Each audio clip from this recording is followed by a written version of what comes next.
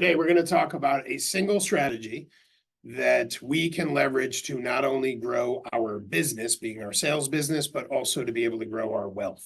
Number one, I have to put a disclosure, a disclaimer, a whatever you want to call it on today's topic, because as we have discussed before, this presentation is for information purposes only. Investment strategies and tax law can be both complicated and nuanced based on many different variables. Nothing in this presentation is intended to be or should be interpreted as investment or tax advice. Any concepts presented here should be discussed and implemented with the assistance of qualified advisors. I have said before, I am not a tax attorney. I am not an attorney. I am not a CPA. I am not a real estate entrepreneur, period, end of story. So again, this is for educational purposes. Make sure that you are working with professionals. Okay. Number one, our greatest opportunity. Anytime I teach any of this content, for any of you who have been to my wealth building seminars, I always stress this first. In our wealth building journey, what is our greatest opportunity?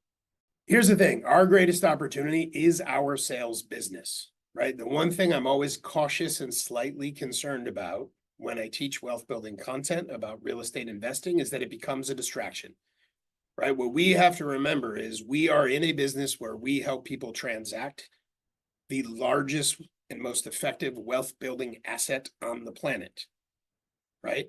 And we can decide how much money we want to earn by how hard we want to focus or how hard we want to work and how focused we want to be. That is a luxury that only salespeople have. When you have a regular jobby job, and this is no disrespect to regular jobby jobs, when you have a regular jobby job, you decide upfront that your time is worth X amount of money. When you are in sales, you can choose how much you want to earn, and as long as you're willing to do the work, you can earn that income. Right? So our greatest opportunity is always going to be our sales business. And the reason I stress that so much is too often people get distracted by what appears to be sexy, flipping houses and owning rentals and all this stuff, which is all an amazing opportunity. But the thing that drives that, the thing that creates the capital and allows you to earn the right to be able to do that in a financially responsible way is your business.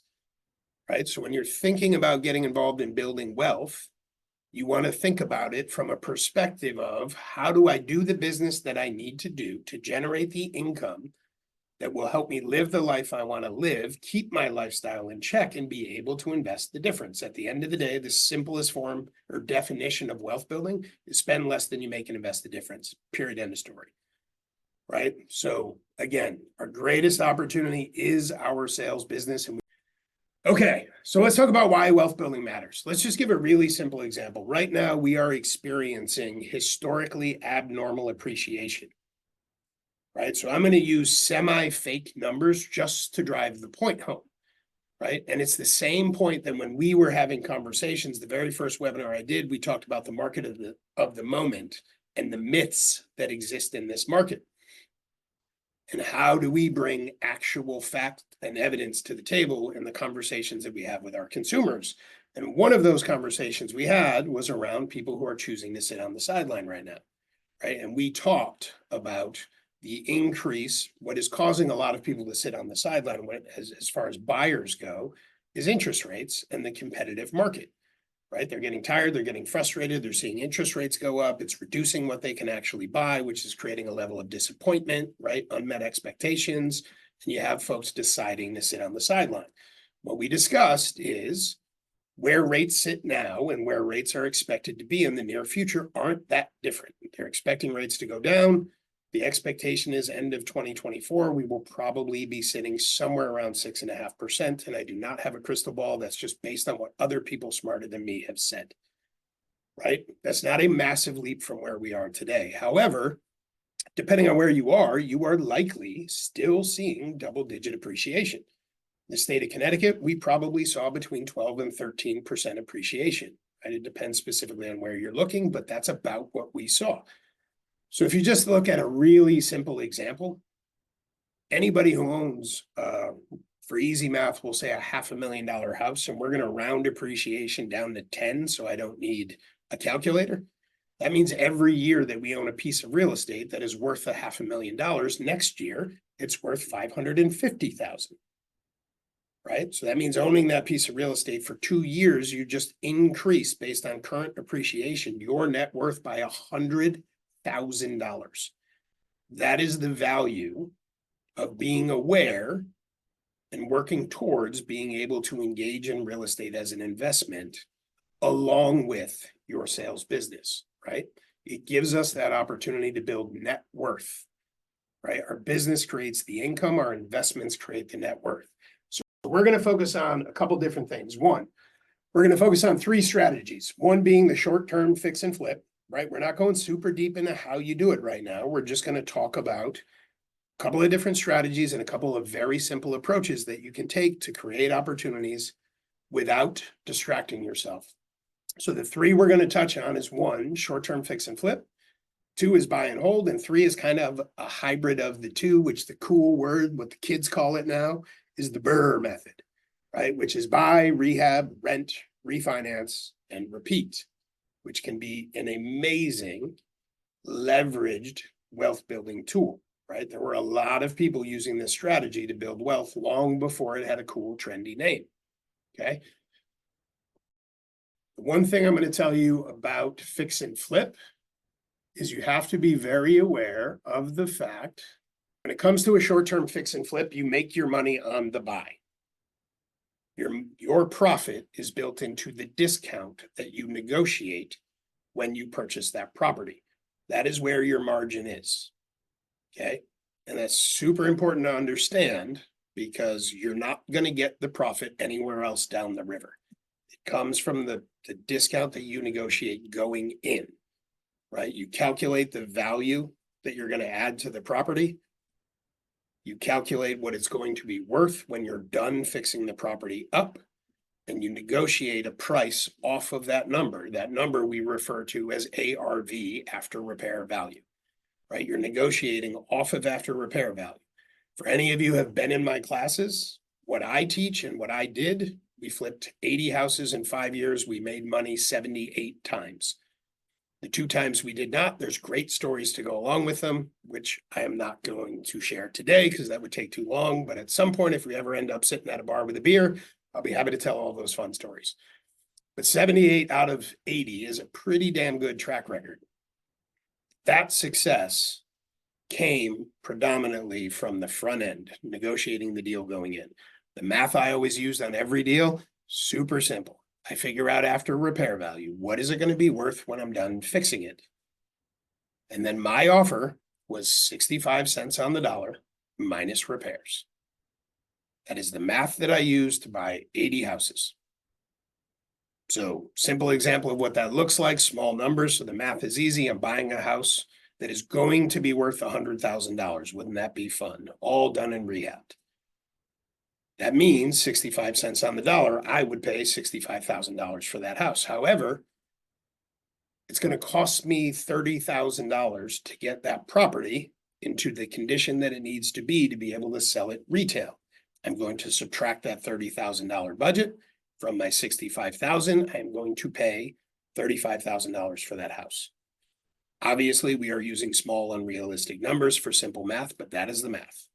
What's my ARV? It's that times 65 cents on the dollar minus what it's going to cost me to get it into retail condition. That is the simple math that I used.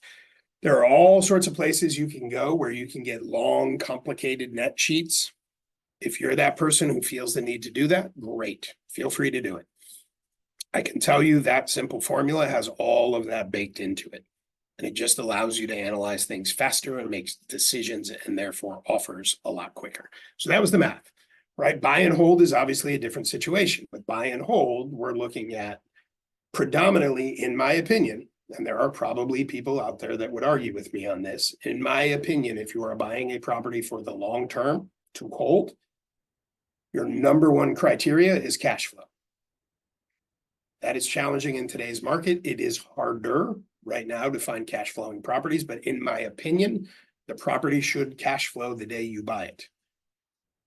Then you have your cash flow, you have all your tax benefits with depreciation, you have the bonus, no pun intended, of things like bonus depreciation that allows you to take a big chunk of that up front, reducing your income, therefore reducing your taxes, therefore putting more cash in your pocket to go out and buy more stuff, right? And it just becomes a beautiful cycle, okay?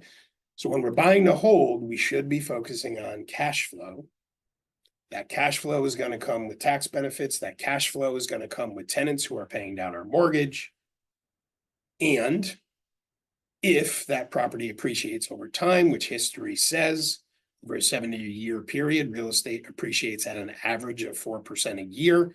We've already discussed the fact that we are seeing double-digit appreciation right now. And given the current inventory in New England, that is likely to continue. Now, by the way, for anybody who does not know, I sometimes share things that makes me look like a Debbie Downer. I don't think I'm a Debbie Downer. I just like reality. Like, I like to talk about facts. I like to talk about reality because if we're aware and conscious of the reality of the environment we're working in, we make better decisions. So, little nugget to be aware of. If you go back all the way to 2017, currently, the United States, we have almost exactly 50% of the available inventory that we had back in 2017. Half. Okay. If you go back to the Great Recession that many of us lived through, there was about 1.5 million realtors going into the Great Recession. By the way, coming out of the Great Recession, there was about 1 million. So yes, you heard that correctly. We lost about a third of the agent population during that time frame. Now, again, today, the US has about half the inventory that it had in 2017. Now take that to a local level. If you look at New England, the New England states are sitting somewhere between a third and a sixth. Yes, that is not a lisp. I said a sixth of the inventory that existed in 2017. Connecticut, the place that I call home, in 2017 was carrying about 24,000 available listings in the Connecticut MLS. End of 2023, we had 3,800 listings. So we are getting our unfair share of the inventory shortage. That creates a significant challenge. It makes what we do harder. Pretending it's not reality doesn't make it any easier to navigate, right? The other thing we have to remember about that, and then we'll bring it back to the topic at hand, you have to know the harder the market is, the greater the opportunity, as long as you're willing to practice delayed gratification, right? You have to think of it like a season because that's what it is. It's winter. It's cold. It's sometimes unpleasant. We live in New England, right? When I talk to people outside of New England, they're always like, hey, are you okay? And I'm like, yeah, I'm good. Why? Oh, I heard it snowed today. Like, yeah, it did. That's what it does here, right? Like, we don't freak out about it. It's just what it does in New England during the winter. And what do we know? Eventually it gets warm, the snow melts, and the grass comes out. And then we have pretty flowers and pool parties. That's just what happens. It's the cycle. It's no different in real estate. So we have to know during that season, we got to put our head down. And yes, we have to work harder than we've ever worked. And sometimes, not all the time, for less results. And I stress sometimes, not all the time. What you have to remember is during that time, what you are doing is taking market share. Right? If you go back to the Great Recession, the top producing agents in my office, almost every single one of them went into that recession about a $5-6 million producer. And those are the individuals who put their head down and did the work and did not start selling juice that cures cancer, gout, bad breath, and every other symptom you could ever imagine. No, they didn't do that. They didn't start a travel company because that would have worked out really well for them. No, they sold real estate. They put their head down and did the work. We came out the other side and they were $20 to $50 million producers on the other side of that because they took market share. That's what you do in the winter. In the winter, you take market share. You have to accept delayed gratification. I'm going to work extra hard, and sometimes it's not going to feel like I'm getting what I should be getting. but trust me, you're taking market share. The crowd will thin whether I like it or not, which I don't, but it will. The crowd will thin, people will get out, and when the market comes back, they will try to come in and you will be miles and miles and miles ahead of them. Okay, so I'm off that soapbox. Moral of all that sent me off on that tangent is it is hard to see a scenario within New England where we don't see abnormal appreciation, at least for the foreseeable future. As long as demand is as high as it is and supply is as low as it is, and we have a lot of room to cover in order to balance those things out, basic law of supply and demand says we're going to continue to see abnormal appreciation. Will it continue at this pace? Probably not. At some point, it's going to start to slow, but not go down. That would be my expectation. But it's going to be above 4%, you would think, based on the facts for a period of time, which means now's a great time to buy, as long as you can get in with cash flow, because your appreciation is going to be greater. And then your BRRRR method is just the two of those put together. You're approaching that investment the same way you would a flip. Excuse me. The only difference is at the end, rather than selling it and just making a chunk of money, you're going to rent it. You're going to refinance it. You're going to hold on to that equity, and you're going to turn that asset into a cash flowing, wealth building asset, right? So when you look at these three strategies, this is what I want to be clear about. Buying, rehabbing, and selling. That is a job. You have to do the work in order to get paid. And when you're done getting paid. That doesn't mean it's bad. You just have to know what it is. Where it starts to look like a wealth building strategy is if you're doing that in order to get chunks of capital to then go buy holds with. Then it starts to look like a wealth building strategy. If you start to use the BRRRR method, right? You're getting in the property the exact same way that you do for a fix and flip. The only difference is, again, you're going to transition it rather than selling it and just getting a chunk. You're going to transition it to a cash flowing wealth building asset by renting it, refinancing it, and then repeating it again. By the way, the BRRRR method is one of the most amazing ways to build wealth because you typically, or at least often, use somebody else's money to secure the property, somebody else's money to rehab the property, someone else's money to refinance the property. And then when you rent it, you're using someone else's money to pay down your mortgage.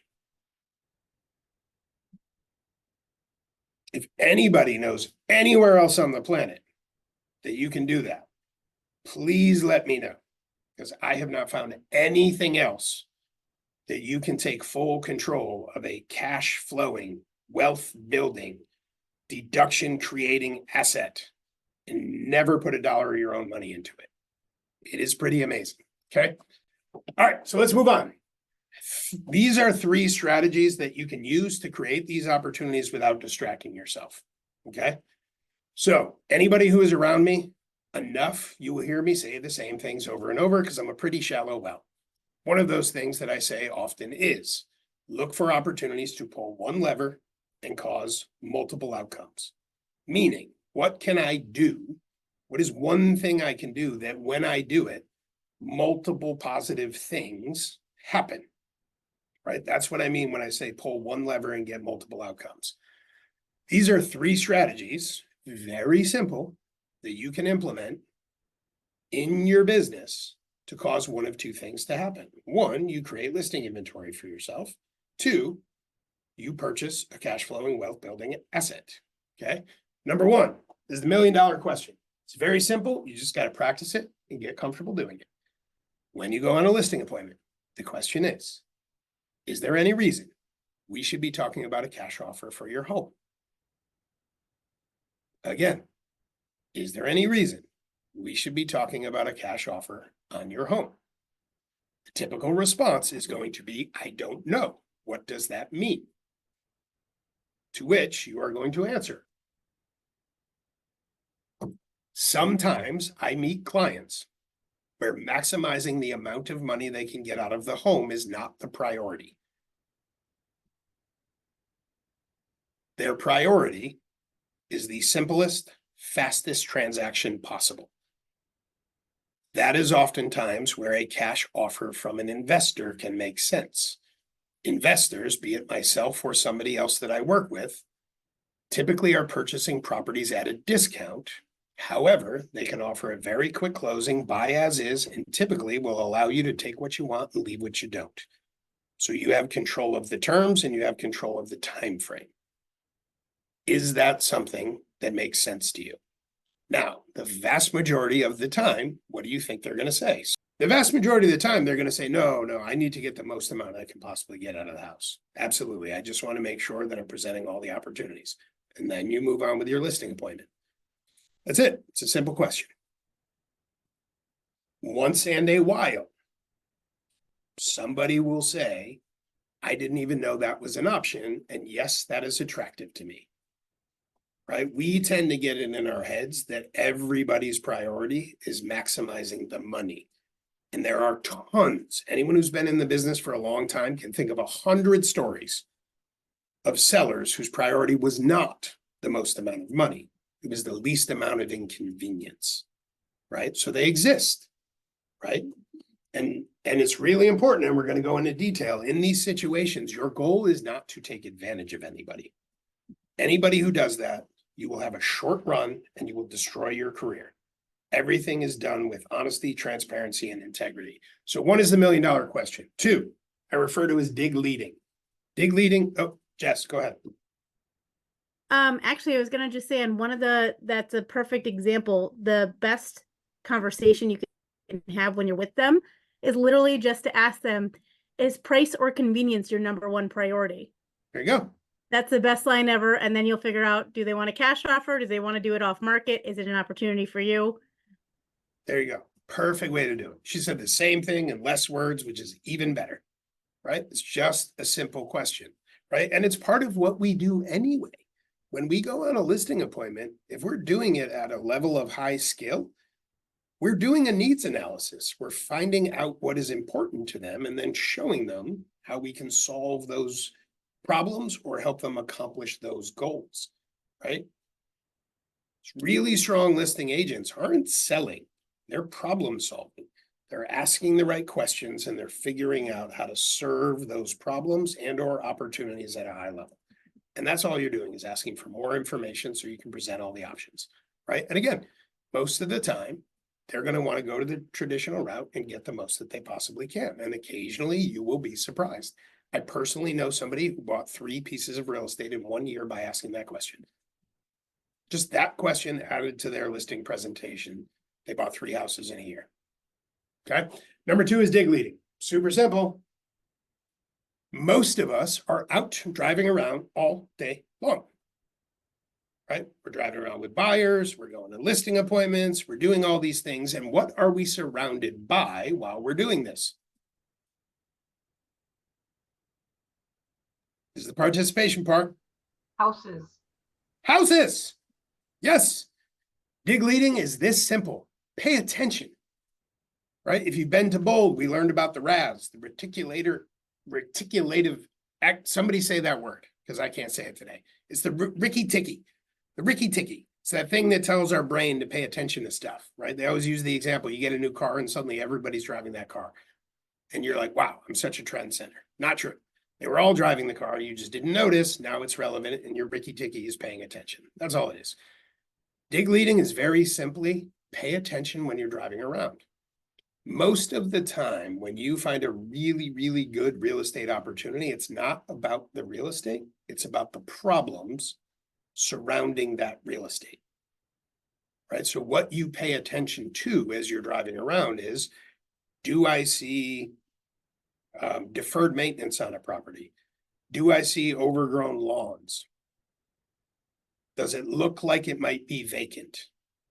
Right? We're looking for signs of distress. I am not kidding you when I tell you that time frame where I was active, very heavily active, buying, rehabbing, and reselling, my children would spot those houses and point them out. It was normal to be driving down the street and have my kids yell, "Dad, look at that one. You could fix that." And I'm like, "Oh, good call, kid." Brakes on, turn around, wife rolls her eyes. I'm getting an address. So dig leading is just paying attention. You're looking for things that could be signs of real estate problems. And at that point, you have some options. I take the address, right?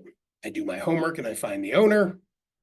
I either call them in a TCPA compliant way, I send them a letter, or maybe I just knock on the door.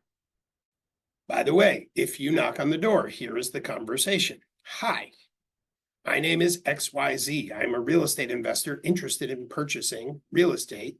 I'm a cash real estate investor interested in purchasing real estate in this area. I'm curious if you or anyone else you might know in the neighborhood might be interested in a quick, easy cash offer.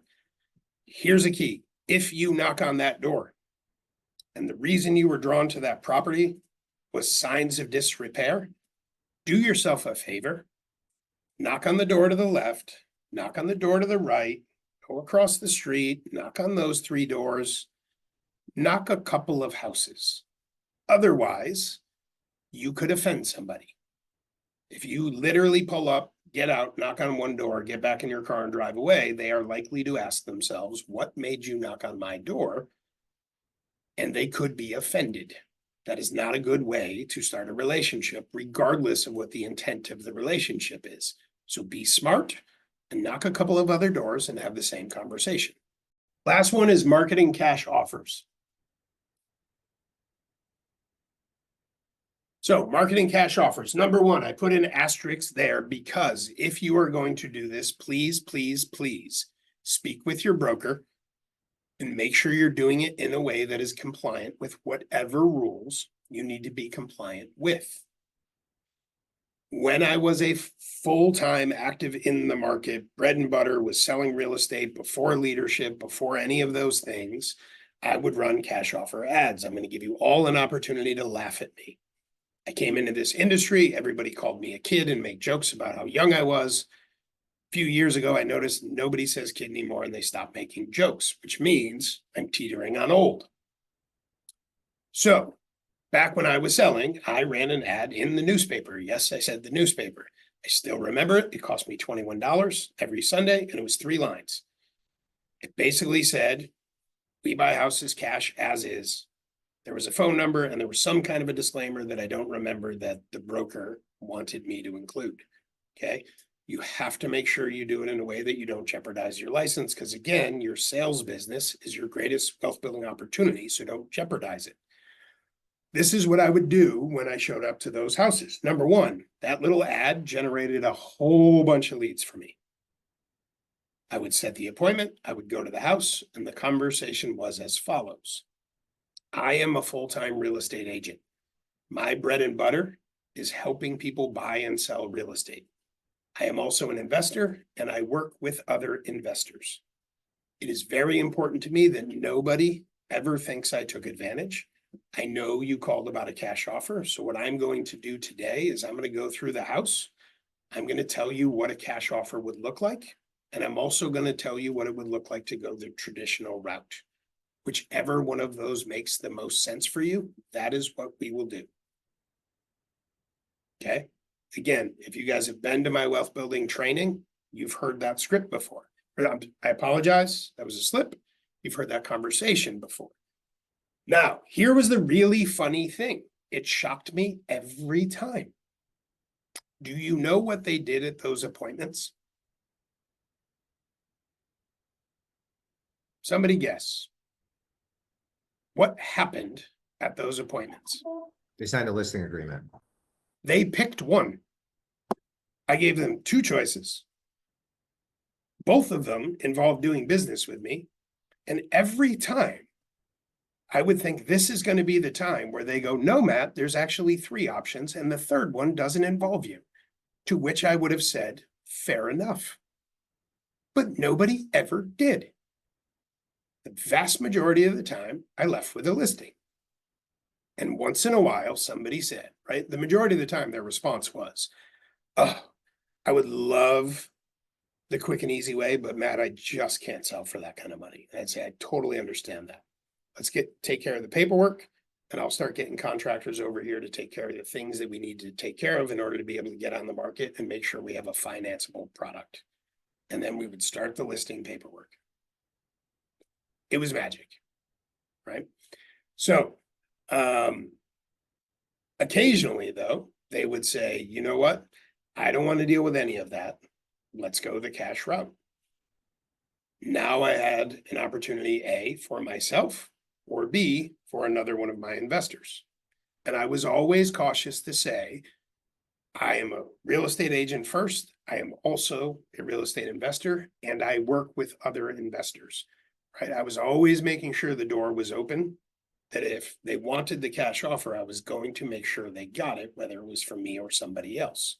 By the way, all you need is one person who's willing to buy a really, really good deal, and you can make the same statement, right? And be confident that you're going to be able to follow up on it. Okay.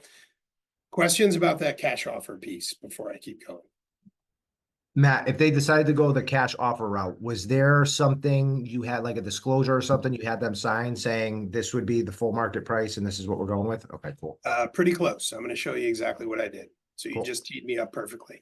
So number two, if you're going to do this in any way, shape, or form, whether it was the $1 million question that created the opportunity for you to purchase a property, or you were actively marketing, disclose, disclose, disclose.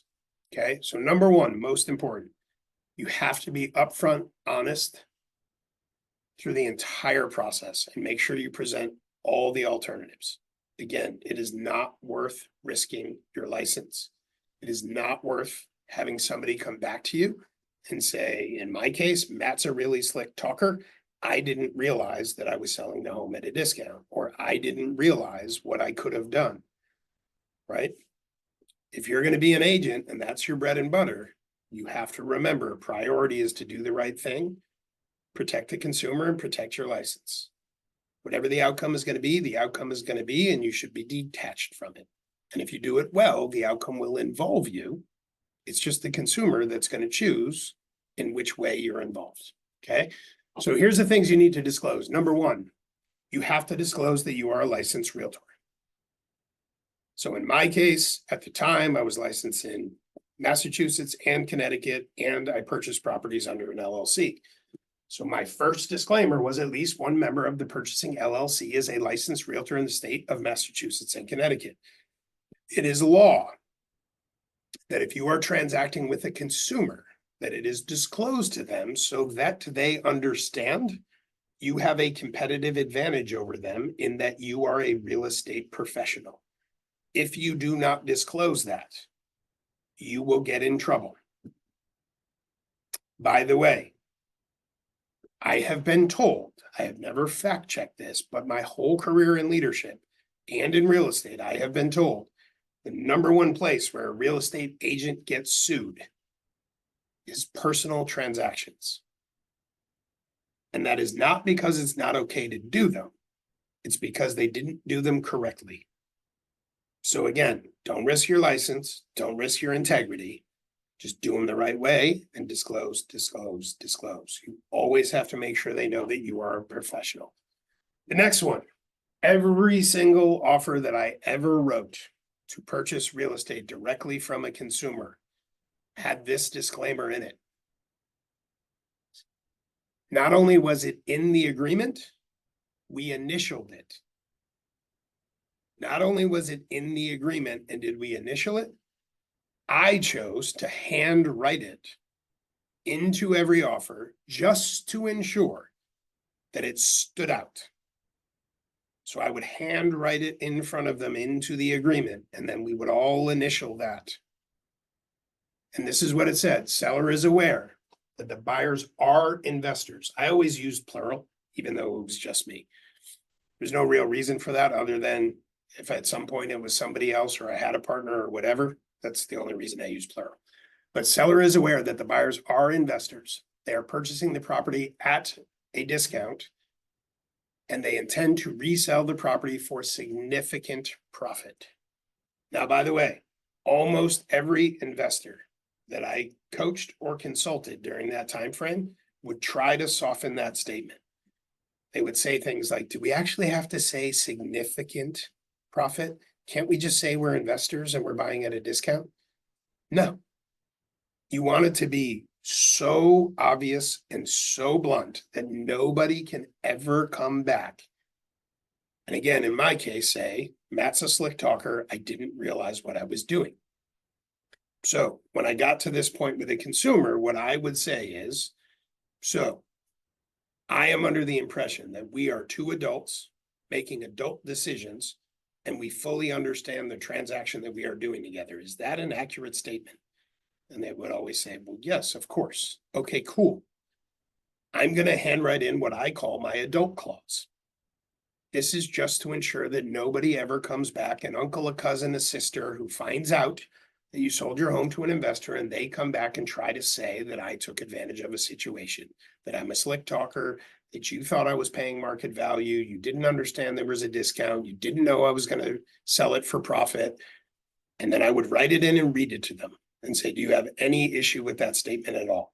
And they would say no. And I said, awesome. If you can initial right next to that, I will do the same. The point is obvious. It can happen. And it usually won't be the consumer that you did the transaction with.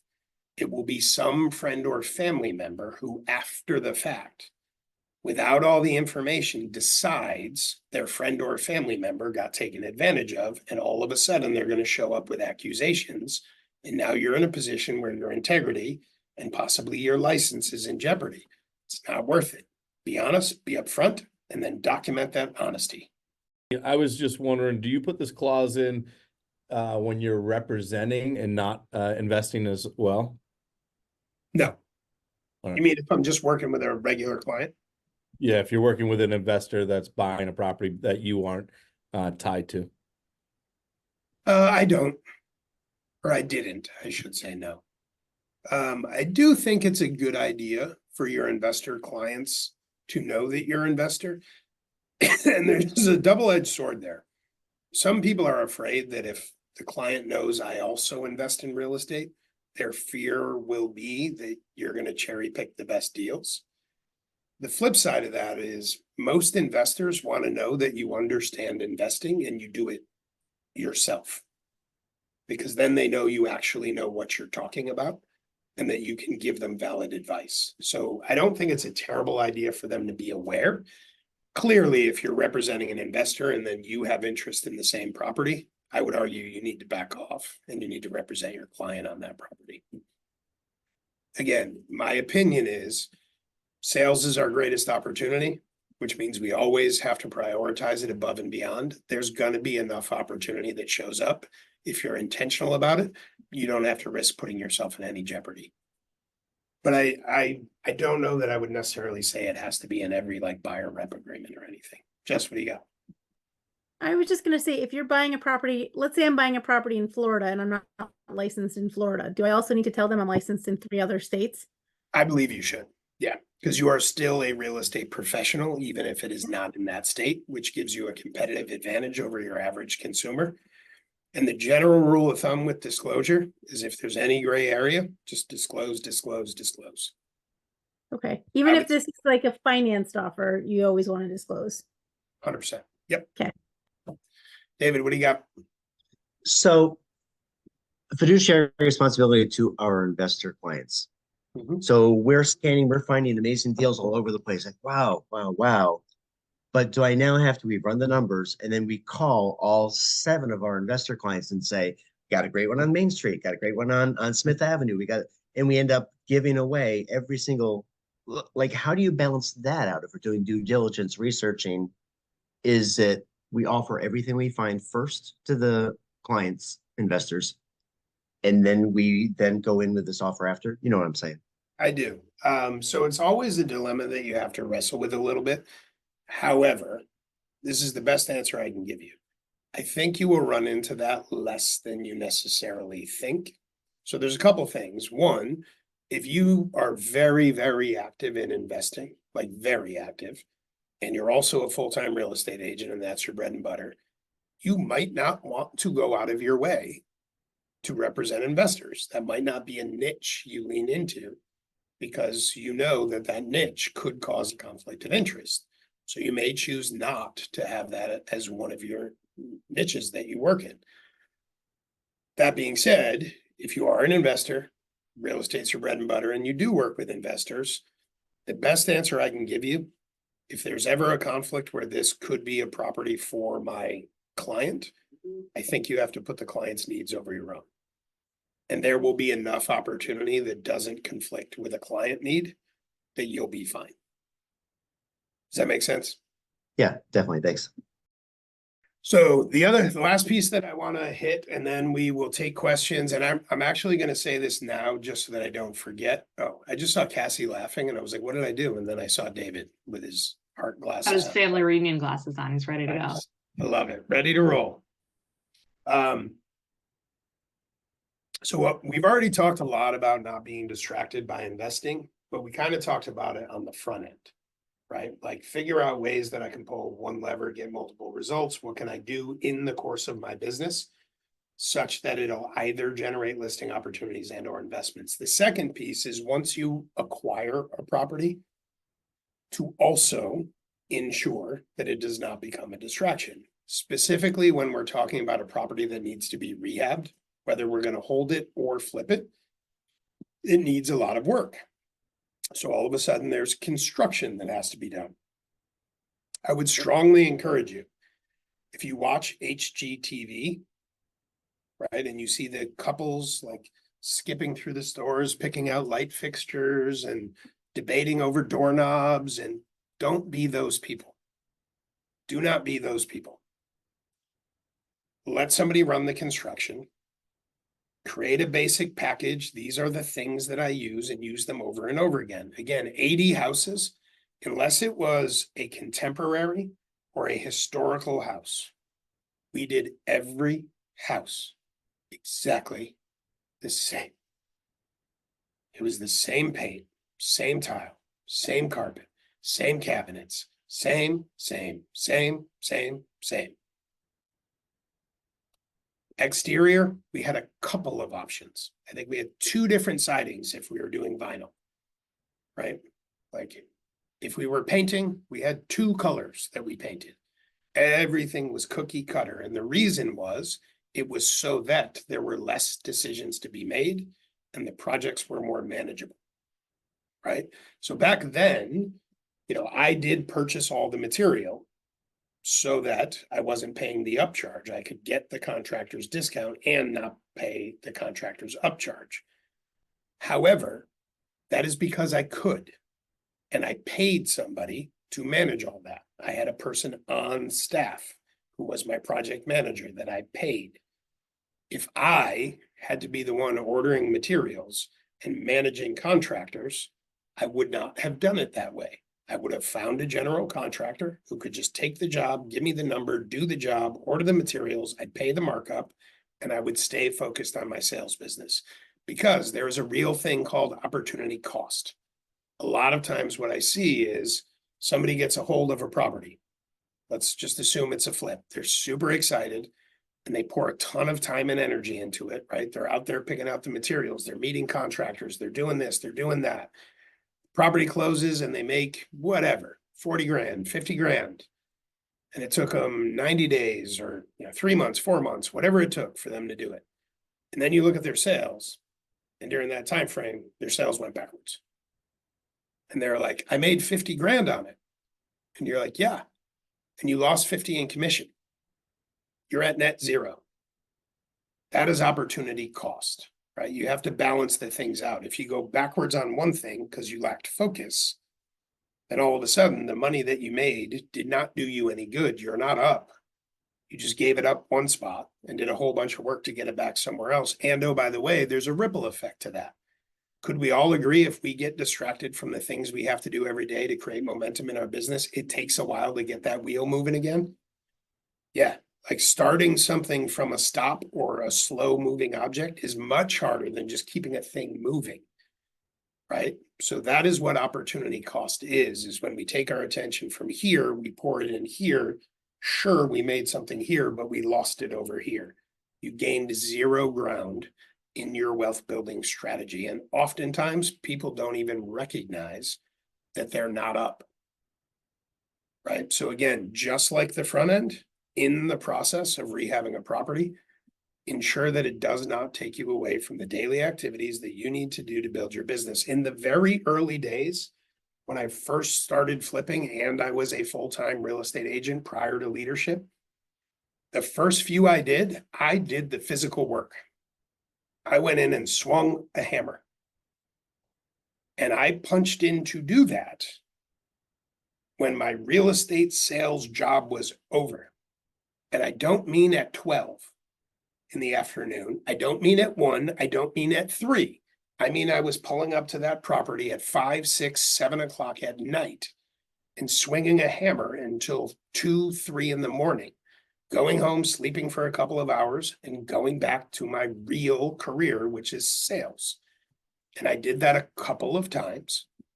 And then after that, I started hiring people. But either way, even when I did the work, I did not do the work during business hours. It was after hours. What do we have for questions before we wrap up? I had a question. What do you got?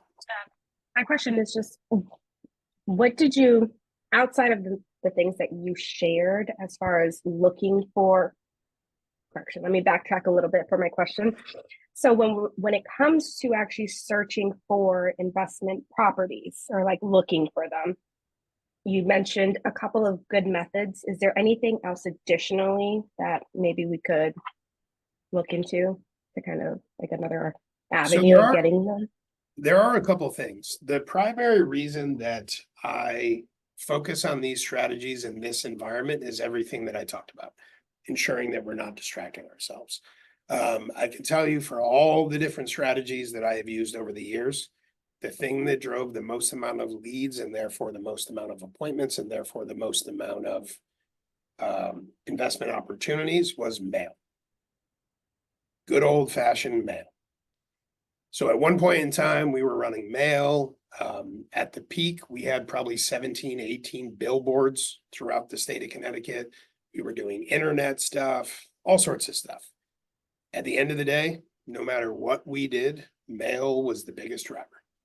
Now, the key for that mail to work is it has to be targeted, right? So what we did was very simple because I'm a pretty simple dude, right? All we did is narrow a list down. So if you received a letter from us, it means you owned a piece of real estate that we would buy in a place that we would buy it, and you had enough equity to sell it to us if you chose to. And in the beginning, what I did is I narrowed that list down and I said, okay, I have a budget of X to start with on a monthly basis.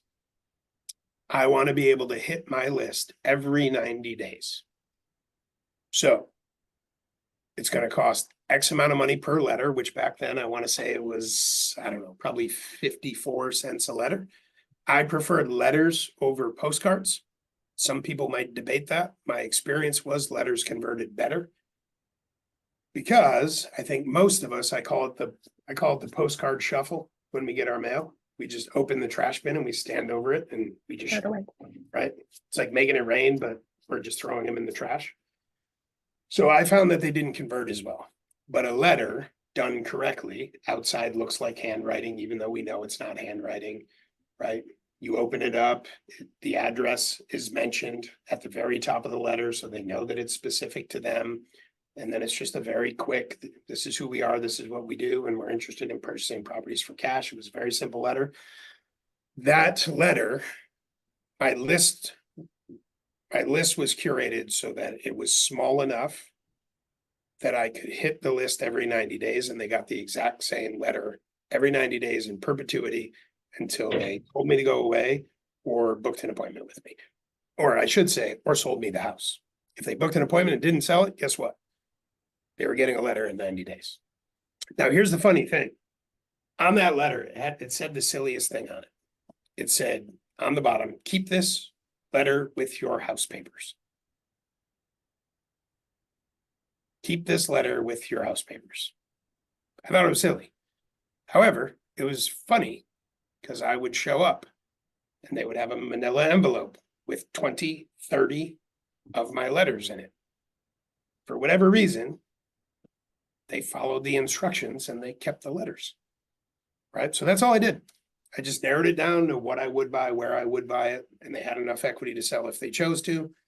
And then I just hit that list every 90 days. And then as I started buying houses, I only took the money that I needed to live out of the business. Because when I was doing this, I was living on it.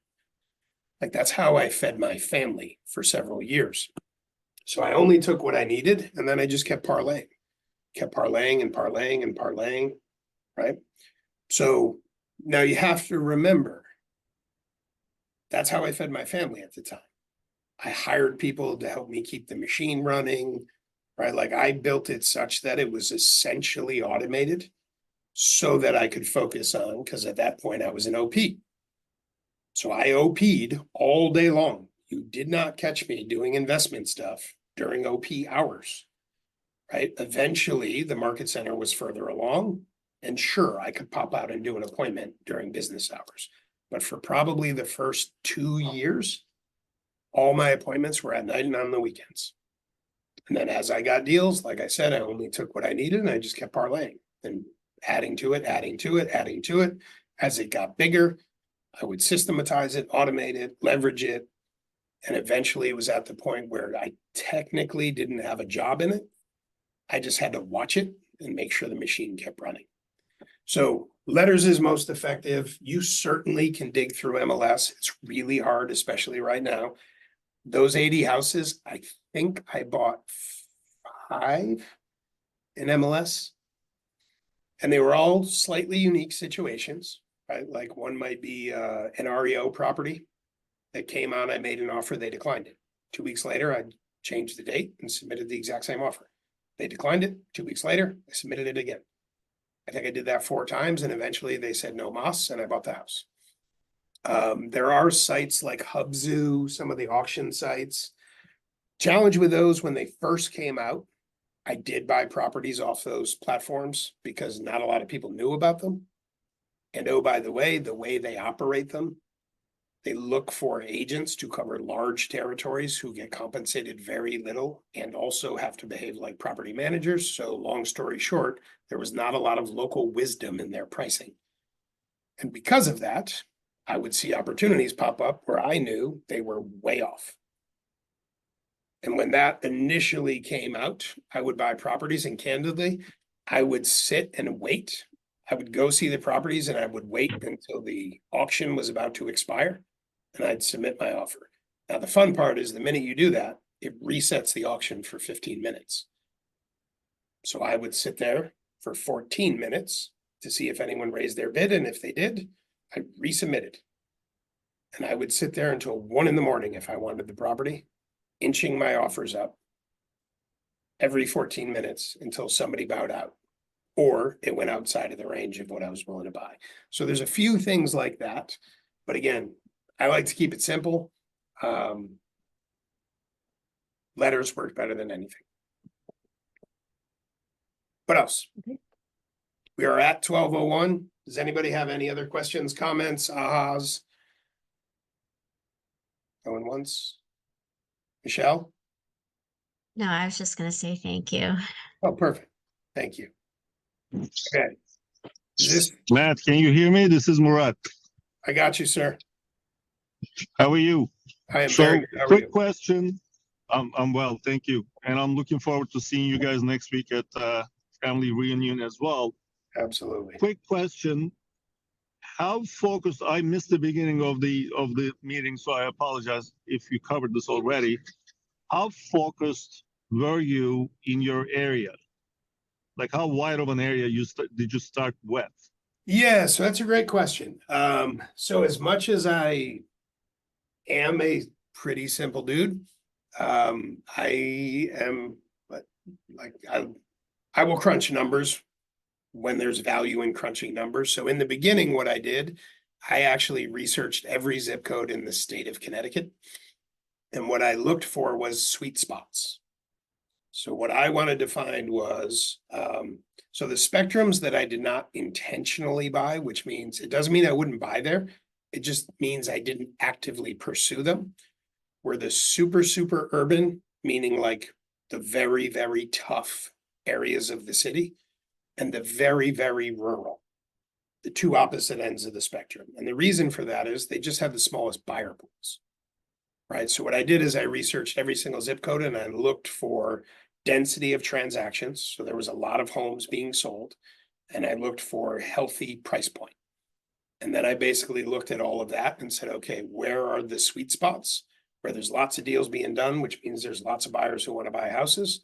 And it's a pretty healthy price point where I'm going to have a pretty healthy margin. And then that is where I started. And then as I continue to grow it, I would keep expanding it out and expanding it out and expanding it out. So that's the approach I used. On top of that, the other piece that is valuable, the sweet spot I found was about 90% of the median sales price in whatever market you're in, right? So where I am, the median sales price in, say, West Hartford and Simsbury is very different than the median sales price in Bloomfield, right? So what I was looking for is if I was marketing in Bloomfield, my sweet spot was about 90% of what the median sales price in Bloomfield was. If I was in West Hartford, my sweet spot was about 90% of the median sales price in West Hartford. And the reason was that price point had the largest buyer pool. So what I knew is I was going to have the most amount of buyers competing for the property, which means I was going to be able to sell it very quickly, and I would likely have multiple offers. Our average sales price was over 100%. I think we were like 106% or something like that in a market when multiple offers wasn't really a thing. Because A, we bought at the right sweet spot, and B, we delivered a really good product and we didn't overprice them.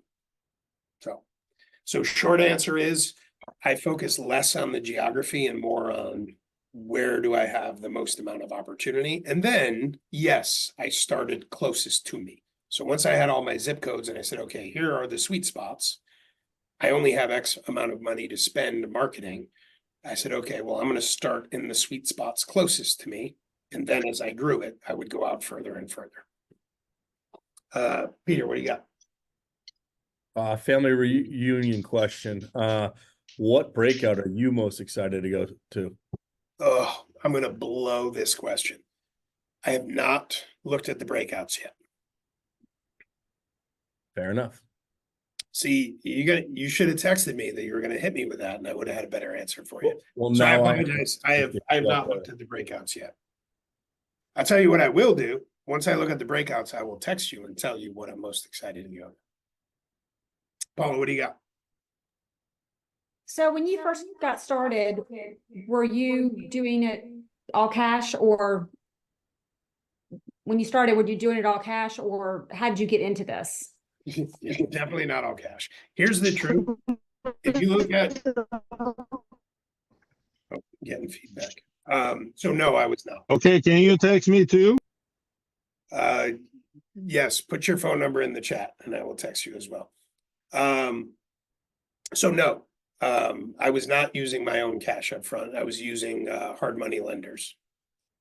So the reality is most cash buyers that are out there, very few of them are using their own cash. And if they are, they're doing a property at a time. If they're doing it at scale at any level of scale, they're using other people's money, because very quickly it's millions of dollars moving at a time. So And how did you select your cash? I mean, your hard money lenders, like what was, how did you get to the right people, if you know what I mean? super simple. I Googled them and then I called them and talked to them. And then I went with the person who had the best terms and seemed the easiest to work with. And here's what happened over time that was really interesting. It was hard money driving the business for probably the first year and a half. And what happened is, little by little, people who knew me would come to me and say, hey, how do you fund all these deals? And then I would explain it and they would go, well, what if I had money? Would you borrow my money? I'd like those returns. To which I had a prepared conversation, not a script, because we don't have scripts, we have conversations. And I would say, well, I get that question a lot. In order to be able to do that, you would have to have at least, and this was my number, you would have to have at least $300,000 in liquid capital that has absolutely zero negative impact on you or your family to not have possession of that money. if that were the case, I could turn that money over twice a year, and this is what you would look at for a return. Or 2 to 3 times a year, and this is what you'd be looking at for a return. So little by little, it turned into private money. And the benefit with the private money is each time somebody came to me, I would improve the terms a little bit. Right. So I would offer less points or less interest. And then I got to the point where I felt like it wasn't really fair to drive the interest or the points any lower. So then I started negotiating the terms. Right. So then I got to the point where, okay, I'll pay you X in points and interest. But I want it to accumulate while I have the property, and I don't pay you until we close on the property. Now that freed up more cash, because as you start buying a lot of properties, all the cash flow of that starts to add up, right? You're paying taxes, you're paying your hard money loans, you're paying for fuel, plus your construction. Like there's a lot of bills that come with it. So what that did is it put all the financing at the end of it that I could pay on a profit rather than having to cover it. That gave me more freedom to do more deals. So again, first I negotiated cost of the money. And then eventually, when I didn't think it was fair to negotiate it anymore, I started to negotiate the terms. And probably after the first 2 years, it was almost all either my money or private investors. What do you got, Jess? If you were going to invest all over again and you were talking to your 23-year-old self, would you do the same thing you did starting from the beginning, or would you do a different method? I would hold more properties. So my strategy, and I would say this when I was doing it, when people would come to me and go, I want to learn how to do what you're doing. My question would be, why? You do understand it's a job. Like, I get it. It's fun. It's sexy. And is there good money in it? Yes, but it's hard work and it's a job. Like, I have to wake up every day and I have to go hunt and kill. I have to manage construction and do all these things. And if I don't do that, I don't get paid. That's not wealth building. It's a job. And I would always say, if you're going to do it, my advice is you do it to get chunks of money to put into buy holds. My situation at the time is it was how I made my living. So my intent was always, once other businesses that I had were in a place that I could shift my focus from predominantly flipping to predominantly holding, then I would shift to that. The only reason I didn't keep the business up and running at that level is because I kind of kept stepping into more leadership roles and more leadership roles and more leadership roles. And eventually my plate was so full that operating this giant business, something had to give.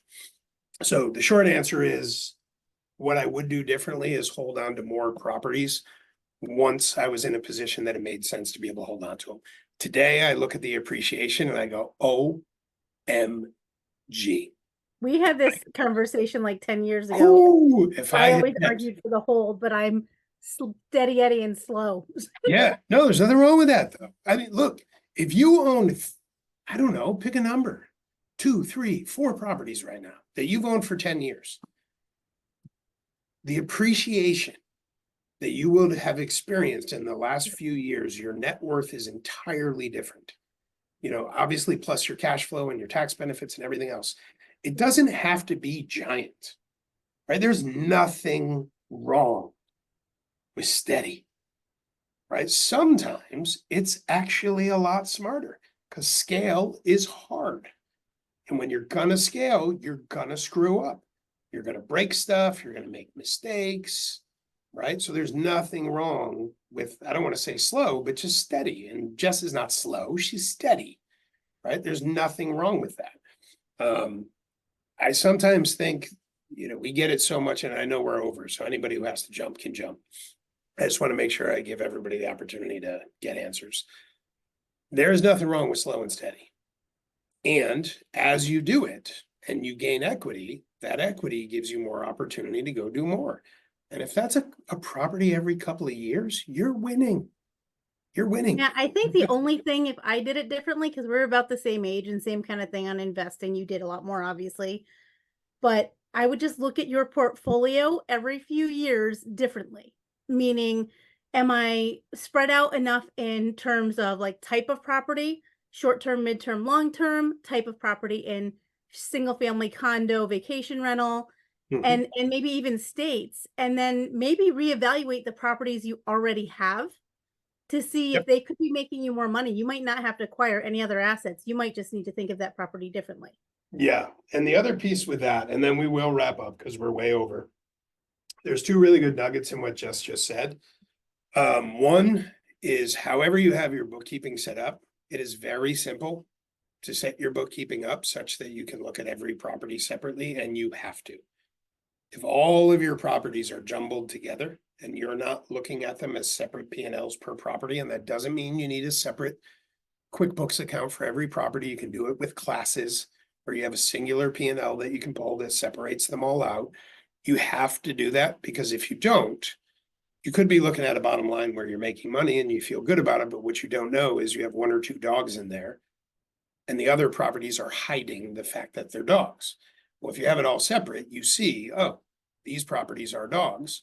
Let me get rid of these and get new properties. Now you can do a 1031 exchange. You can take advantage of your bonus depreciation again, right? And you keep that ball moving. So two really good points in there is keep everything separate so you know what's working and what's not. And number two, always be opening to, should I be moving one of the pieces, right? A lot of investors right now are moving properties solely to take advantage of bonus depreciation. I got a great property. I can let go of this property. I can 1031 exchange it into another. I can take a bonus depreciation. I'm still going to have a really good cash flow property. It may be a really smart thing to do. You just got to evaluate what the outcome of that is. So always evaluate, and in my opinion, always keep them separate so you know what's working, what's